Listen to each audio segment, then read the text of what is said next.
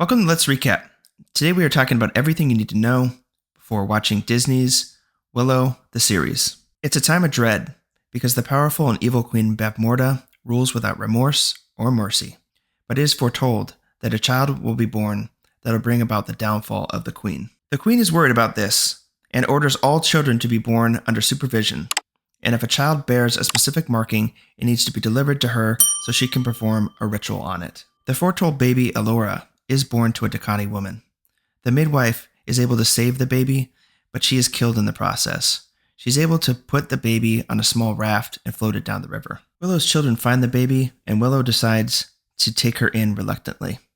The High Aldwin of the Nelwyn villages tells Willow to find a Dakani individual and give them the baby because she is special. He also tells Willow that he will be a great sorcerer one day, which he has always wanted to be. Willow and the other Nelwyn find the Dakani crossroads, where Madmartigan is being held in a floating crate and left to die for the crime of stealing. Willow frees Madmartigan, then he and Meegosh make their way back to the other world. When walking home, the pair see a brownie riding a hawk which has Elora. A lot of brownies surround and capture Meegosh and Willow, but the spirit of Raziel, a good sorceress, tells the brownies to free them. She informs Willow that Elora wants him to protect her and take her to meet Raziel at a remote island. Franjean and Rool accompany Willow to help him deliver Elora to Raziel. The Queen at this point sends General Kaei and her daughter Sorsha to track down the baby and bring it to her. On the road to the island, Willow stops at a bar of sorts, looking for milk for Elora. He runs into Madmartigan at a fortunate time because the Queen's men also show up, and Madmartigan helps them escape. With Madmartigan's help, Willow meets Raziel at the island. However, the Queen transformed her into a muskrat, and she needs her to be in human form to achieve her full power.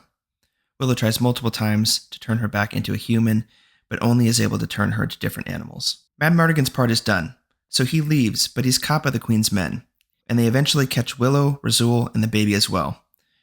Now that they have the baby, they are going to take her back to Nockmaar. While being held captive, Willow tries and fails again to transform Raziel. This time he transforms her into a raven. Rool and Franjean are able to save Willow and Madmartigan.